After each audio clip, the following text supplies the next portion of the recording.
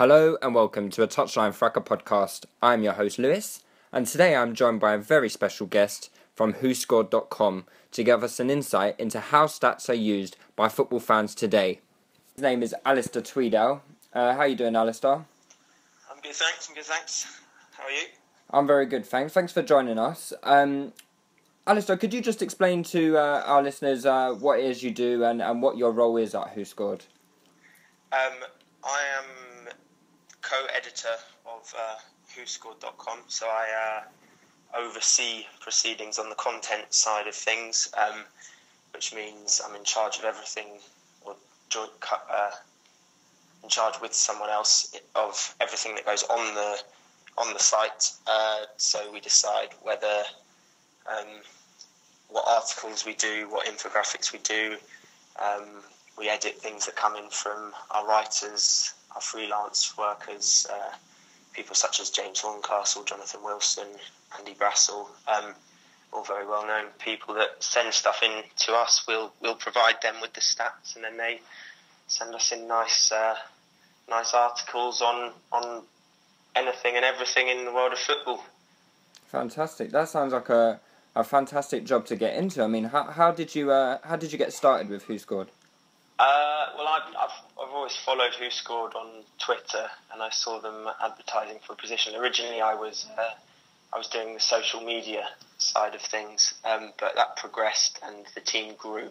So I was doing social media as well as kind of articles and previews and stuff like that. And the team grew so much that the social media, we needed a team in itself for the social media, and I moved on to more of the content side of things. Okay, yeah, because I mean, I'm a huge fan of WhoScored. I mean, I think I was just looking at the Twitter account before you came on. WhoScored reaches, I think, is it 450,000 followers on Twitter? Yeah, more or less. Yeah, and that's amazing. I mean, yeah, the growth's been crazy. We've gone from in 3 years, we've gone from about 1,000 followers on Twitter to, like you say, near enough 450,000. Which I think just sort of represents how important statistics are in football nowadays. Exactly. So, I mean, when did you get started with WhoScored? How was you there from around the start of? I've been here for 3 years now, but before that there was a sort of 2-year development phase. So before the site was even actually active, there was lots of people, design tech guys, working on the sort of the intricate details of WhoScored that are now so quickly and readily available on the site, make it look all pretty and make it work. Nice. So I was fairly near the beginning, but I wasn't one of the originals. Okay. Do clubs and journalists use WhoScored as part of their everyday activities in the footballing world? And how do you think they get the best out of using WhoScored.com? Yeah, we see it. We see WhoScored cited all over the internet, and in newspapers it pops up. People tell me they're reading the Sun, the Metro, whatever, and they see things pop up. We're on the Guardian every week, Sky, ESPN. And people do. I think people do use it. I mean, not only is it a good place to get access to all these statistics that are incredibly interesting, I think it's a good place to learn quickly some things about maybe some players that journalists or just the general public want to know about a player without having to watch hours and hours of him play.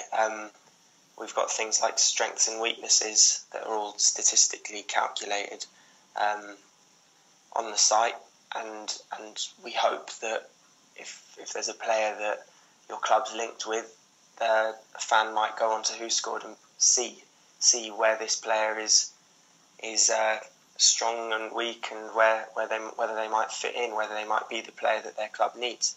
Yeah. We've also had quite a lot of contact from clubs. We write for West Brom, West Ham, Aston Villa and QPR. We provide infographics to Liverpool and Hull and Crystal Palace as well. And we've had I had a scout from a Premier League club contact me last season with regards to using our ratings, and we know that other clubs have used our ratings in the past. So yeah, they certainly are widely used. That is very, very impressive. I mean, if clubs are using them and journalists are using them for their jobs, I mean, WhoScored, it must be held in very high regard, not just by the fans. So I've got a lot of questions actually about how you use certain stats. We'll get onto that towards the end of the show. I just wanted to ask, essentially, is how do WhoScored compile their data? We purchase our data from a company called Opta, yep. who are the Premier League's official data providers. So we'll get Opta will have people watching every game and recording. I've been there and seen them do it. It's very complicated. It's not a job I think I'd be able to do. Yeah. You sit there, you have 3 people watching every game, and they record every action by every player, live and in play, and the place on the pitch that thing happened, and the time it took to make a pass, and all sorts. So they have people with a keyboard and a mouse and just clicking really rapidly, recording all the data. That's then sent on a live feed to WhoScored, and all of those hundreds and hundreds and hundreds of statistics are used to change our ratings. So right, our ratings, player ratings during the game, yeah. will be changing up and down. So Mikel Arteta puts a cross in, Giroud heads it, and at that exact moment, Mikel Arteta will get a little boost in his rating for an accurate cross. And then Giroud misses the target and his rating will drop down a tiny bit. So, I mean, in regards to Olivier Giroud, he misses the target quite a lot, so I'd imagine his ratings are quite low. But that sounds like really amazing. I mean, I know Opta do a fantastic job. So do you know a little bit how Opta negate for mistakes? Yeah. They do all that they can to avoid these situations, because they have 2 people recording the stats for every game, and so everything they do should match up. They then have a 3rd person reviewing what the first 2 people have done. Oh wow! For every game. For every single game. So they've got hundreds and hundreds of people doing these things, and so their hope is that they avoid all errors, but there are times when, for example, Sky get it wrong, and you see a goal given to the striker, and then later on the dubious goals panel change it to an own goal. Like you see on Gillette Soccer Saturday. Exactly. Okay. They get it wrong all the time. So there's things like that they just can't really account for, but they do go back and review everything. They'll review the whole of every game as well, just to make sure that there are no mistakes. Okay. So, I mean, in terms of keeping it relevant to obviously football is what WhoScored does. I mean, how do you feel that fans are educated on the use of statistics in football today? Because I think WhoScored does a great job of putting stats very simplistic and very to the point. So any amateur football fan could literally go on the WhoScored website, look at this statistic and say, oh, hey, they are very good at passing. But do you feel as though fans are particularly educated in terms of how to incorporate those stats into fully judging a player? No, I mean it's a growing trade. It's a growing growing thing for statistics to be used in football. Football existed for years without all this data. So there are a lot of people that don't see the point in them. They think that they could judge a player before by watching them, so there's no need for stats.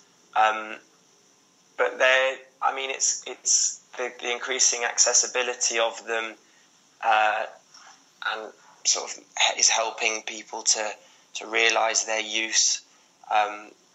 And I mean, it is difficult to sort of learn, like you say, just see a stat and deduce something from it. You can see that Tom Cleverley had the best pass success rate for Manchester United last season. Yeah. And somebody who didn't know anything about football might say, from that, Tom Cleverley's great, a great footballer. But there's context to that. Of course, yeah. I'm sure we all know from watching Tom Cleverley that he maybe doesn't play the most complicated passes. Yeah. And maybe that's why he has such a great pass success rate. But I do think it still is going to take time for people to truly accept and truly sort of be able to sort of learn about stats. Yeah. I mean, because we see, I don't know if you follow basketball or baseball or NFL in America, but their fans seem to be much more in tune with statistics in general. I mean, they use stats in a very wide spectrum, in a very detailed spectrum as well, in their games formats. Even their television companies, when they're broadcasting the games, the statistics are very detailed, and the fans seem to get it straight away. I mean, when do you think, or maybe you do think football has reached that stage, but if you don't, I mean, when do you feel like football could reach that stage? It's getting there, isn't it? I mean, we see more and more on Sky, on Monday Night Football. Gary Neville. Gary Neville, and he loves all his technology and bringing up stats and players' touches, the positions of players' touches on the pitch. I think you can also argue that football is, in that it's not a succession of set pieces like American football or baseball. It's more complicated and it's more difficult to apply stats to football in that sense. There's so many variables, isn't there, with football? Exactly. Yeah. So, I mean, you can see why maybe baseball and that are used stats so much. But I think football's well on its way. People are enjoying them more and more. Yeah, fantastic. So, I mean, you touched on Monday Night Football and how Sky used statistics to back up their point during games. Commentators used them, the pundits used them. I mean, one of the stats that seem to bug a lot of people the wrong way is the distance run stat. I know WhoScored doesn't do that, if I'm correct. But I just wanted to know your thoughts on how distance runs is used in football these days, and how people use it to measure how lazy a player is, how hard a player works. But I mean, obviously that you need to apply context to that as well. So I was just wondering on your thoughts around that. Well, no, you're right. We don't have it, so I'm not sort of well versed in this stat. But I kind of presume the one in particular you're talking about is Lionel Messi, when he was sort of filmed walking around. The final third, and didn't really look as interested. I do think with that you have to consider the fact that this is sort of the sort of best player when it comes to short, explosive movements. And if I've got Lionel Messi in my team, I'm more than happy for him to walk around for 88 minutes of the game and conserve his energy for those 2 minutes of real intense work, because that can be the difference. for a team. So there is kind of context to it in that sense. I mean, just merely running further than anyone else isn't necessarily a good thing. Doesn't necessarily mean a player has done better in a game. Yeah, of course. So it's difficult. It's difficult, but I think it's a tricky one as well, isn't it? Yeah, I mean, I think someone suggested, I was speaking to someone who's a regular on our panel, and he basically felt that the distance run stat should actually be a measure of how effective your running is, not just how much you have run. So maybe in terms of where you run and how effective that run is in terms of what that produces. I don't know. I was reading recently about sprints and that statistic, and certain companies have a stat for sprints and sprints in the final third, and so maybe that is a more indicative. And Luis Suarez was way up in the Premier League. Really? I mean, he was up. He was last season. He was sort of top in almost everything. But I saw that he was top in that, and maybe that's more up your colleague's street then. Yeah, I would imagine so. Yeah. So Alistair, I mean, on a personal level, I mean, how much do you use stats to base your predictions on games, or how well a player is actually doing in the season? Do you look at the stats in any particular way, or? Yeah. Well, I like a flutter every now and again. Yeah, that's what I was alluding to. And there's always things that pop up. The stats about a certain player having scored every time he's played against a certain club, or more times against this club than another one, than any other, or a team conceding more headed goals than anyone else, and then you look at the defenders on the other team who might come up for a corner, and then we've got longer odds. We also do this kind of thing for fantasy football purposes as well. Okay. Yeah. So if there's a team that concedes a goalie that concedes lots of long shots, and they're playing against a team that scores lots of long shots, and there's a particular player, then we might tip people to pick that player in front. I have seen that. I think, is that the Who Scored tipster page? Yeah. Well, the tipster, we generally do betting ones, betting stats, but we there's also the Who Scored. There's the fantasy football tipster as well. Yeah. Okay. Well, everyone get onto that page. Everyone who's listening, get onto that page. So I've just got a few listeners' questions before we wrap things up, Alistair, if that's okay. Yeah. Sure. What I have, let me just have a look. Okay, I have one from James who asks, does sites like Who Scored make football analysts redundant? Well, no. I guess the ultimate aim of Who Scored and its ratings are that say that's the go-to place for the man of the match of every game. We've got these ratings that are purely based on stats, and then the analyst isn't needed. So we've got a man of the match based on the stats. But saying that, there are always the stats are also there to provoke debate, and people and analysts. The stats also need analysts to analyse the data. Yeah. So I sort of see myself as one of those whose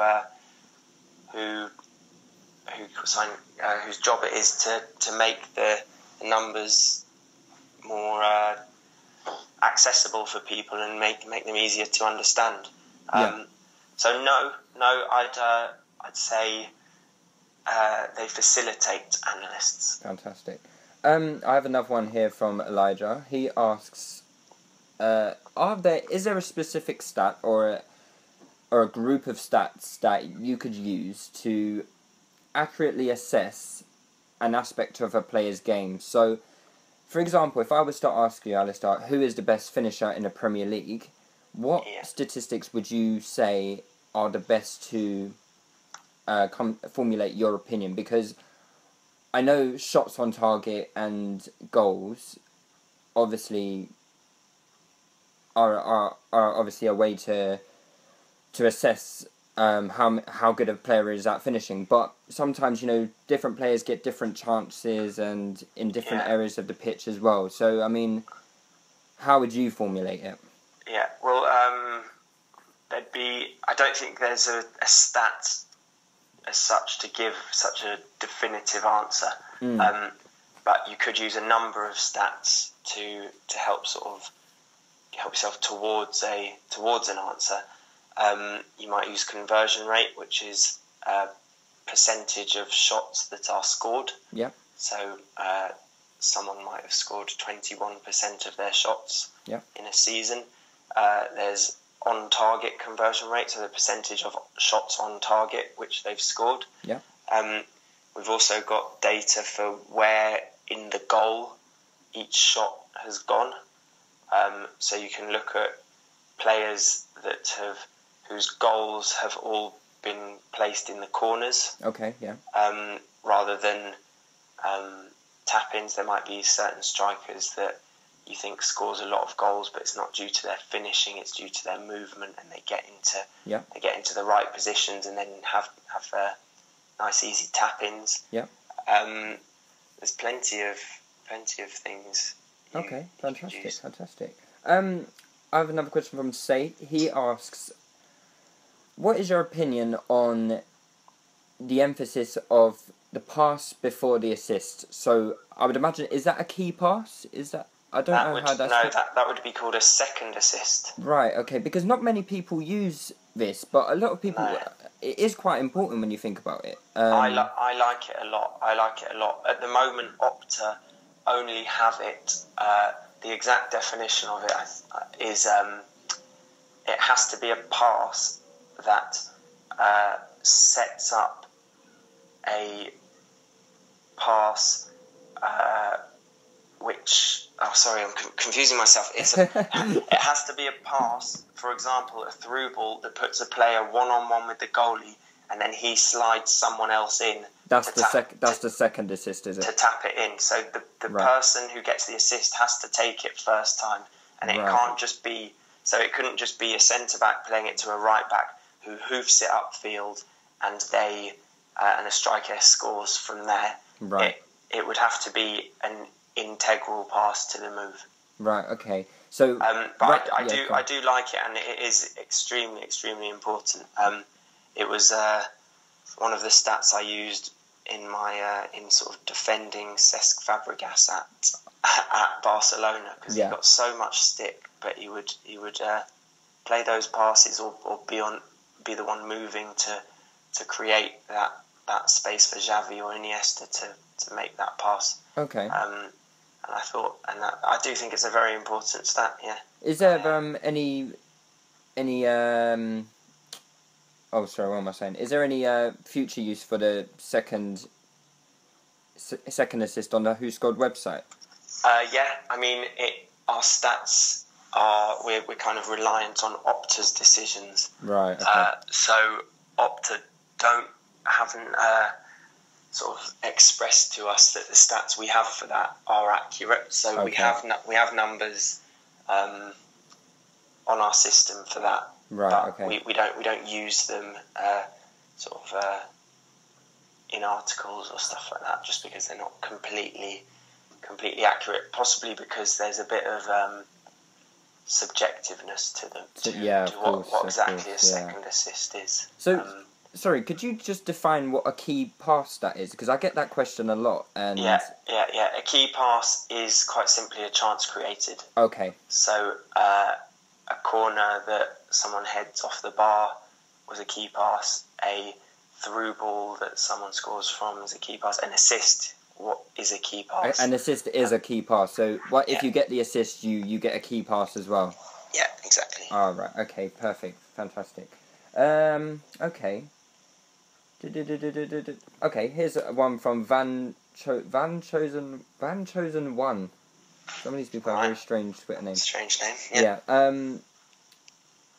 How do you base your criteria on the team of your week? Because he says that sometimes you get players in there who he feels that didn't play very well, but then sometimes players he feels that played well didn't get into the team. I know that's all subjective. It's all down to opinions, but Well, there's the first thing I'll say is that there's no perfect team of the week. Yeah, of course. Whatever team of the week, if you ever see Garth Crooks is on the on BBC, it's awful. Excuse me. Every week. I have seen him. Yeah. And they always provoke debate.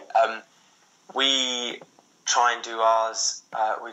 Ours is automatically generated, so it's not that we come in on a Monday morning and decide. We come in on the Monday morning and look on the website, and it will have appeared on there after the weekend's games. So every player has hundreds and hundreds of stats, positively and negatively affecting their rating. Yeah. At the end of the match, that rating settles to a number. And the highest rated player in each position gets into the team of the week. So, and currently it is still in a 4-4-2 formation. Yeah. Obviously, sometimes that will be difficult because there's AMCs who. So someone in a 4-2-3-1, you might have Yaya Toure as the attacking mid for City, and you'd want him central midfield in the team of the week. But there might be, I'm trying to think of a second striker, maybe Michu at Swansea, or not anymore, but last season. You'd want him up front. So it's a very complicated system that tries to, as accurately as possible, pick the best player in each position. And then they're put into an 11. And often, always, there are players that you think people hope would be there, but as there has to be with a rating system, it has to be more black and white, and there has to be. We've given a numerical value to every action in a football match, and so you have to quantify maybe a certain number of tackles as being equal to a goal. Or a certain number of saves by a goalkeeper being equal to a goalie completing a certain number of passes, which sounds strange, but it's just the way it has to be. So there are always issues with it, and we are always working on perfecting the rating system. We think we've got it close, but or hopefully as close as we can. But we're always looking for ways to improve it, and we know that there are people that disagree with our teams of the week each week, but then whatever system you have, you're always going to have people who disagree. That's and just for the every nature of person football, that we get who disagrees with it, we get 10 people who agree with it. Of course. So that algorithm that you use to compile it is all WhoScored's. Homework. So that's our biggest secret, and if anyone finds that out, we're screwed. Well, you can tell me afterwards. I promise not to tell you. We have just a few more questions. Goonosphere asks, what metrics do you use to determine a player's strength? So he believes, for example, Carl Jenkinson is a very good crosser of the ball. However, I think on WhoScored's website, I'm taking his word for it, Carl Jenkinson is actually described as one of his weaknesses as a poor crosser of the ball.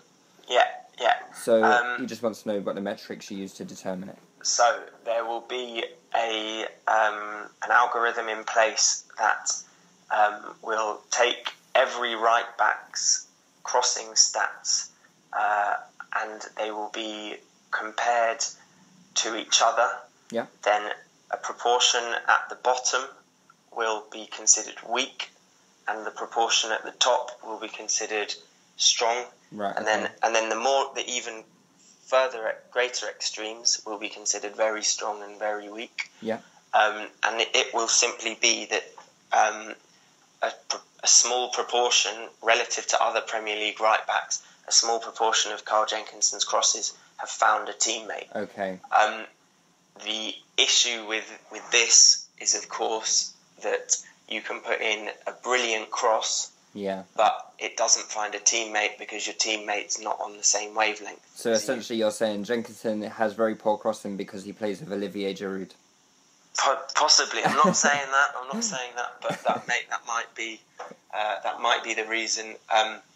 It could also be that this person remembers certain very good crosses by Jenkinson but forgets all the rubbish ones. Okay. I can't tell you his numbers off the top of my head, but I could, if this person wants to get in touch with you. I'll tell him to get in touch. I can give you some numbers as a statistical proof that he's poor at crossing. Perfect, fantastic. That sounds fantastic. Okay, just two more questions, and this is more to do with the future of Who Scored. So, we have one from Messy Minutes who asked, what new features is Who Scored going to be introducing over the coming months? Well, this is a very exciting time for Who Scored. We've got loads and loads coming out. We've got an app coming out very, very soon. Okay, yeah. I was just going to ask you about that. Actually, I had a question about that. That will be ready in time for the start of the season. Perfect. As long as we're waiting on the App Store, so it is completely ready. Okay. We're waiting on the App Store to get that sorted. I've got it on my phone. It's brilliant. So everyone should get that. That will be completely free to download. Okay. That's exciting and that's coming up. We've also got a new match centre. So on the site at the moment, you can look at match stats and you can compare players and the teams and stuff like that. What we've got coming is much bigger, much better, and gives the user a lot more choice in which stats they want to see. So, for example, you might want to look at the touches by Team A's strikers versus the centre-backs, defenders, and see where the biggest battles were. You might want to see this in a certain period of the match, so you could go to the last 15 minutes and see, why did my team fall to shreds in that last 15 minutes? Who was bad? And you can see each player's rating in that last 15 minutes, in the first 28 minutes, or whatever. You can pick certain players to include, so you could see shots by each team's defence and see that one team. So it's much more detailed, and that will also be out very soon too. So we've got that as well as the app. We've also got a guide to the upcoming season coming out soon.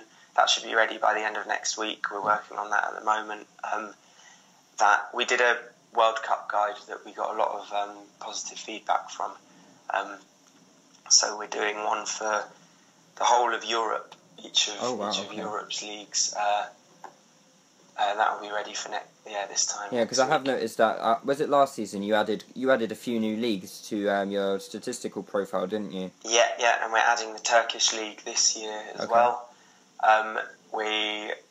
We get a lot of questions as to why we don't get to do the Portuguese league. Yeah, I was just going to ask you that because a lot of Arsenal fans are asking about William Carvalho. It's out of our hands. It's to do with TV rights in Portugal and Opta not being able to get access to the games. Okay. So very boring, but out of our hands. That's the reasons why. Okay, Alistair, thank you for joining us. I mean, you've been amazing. No problem. Thanks for having me. Once again, thanks for joining us. Cheers. Thanks for listening. Be sure to follow Alistair Tweedale on Twitter, and feel free to discuss any of the points made on this week's show on Touchline Fracas on Twitter. Before you leave, be sure to join the Touchline Fracas Fantasy League, the Super Six, and the European Title Predictor Challenge. You can find all information on touchlinefracas.com. Goodbye, and see you next week.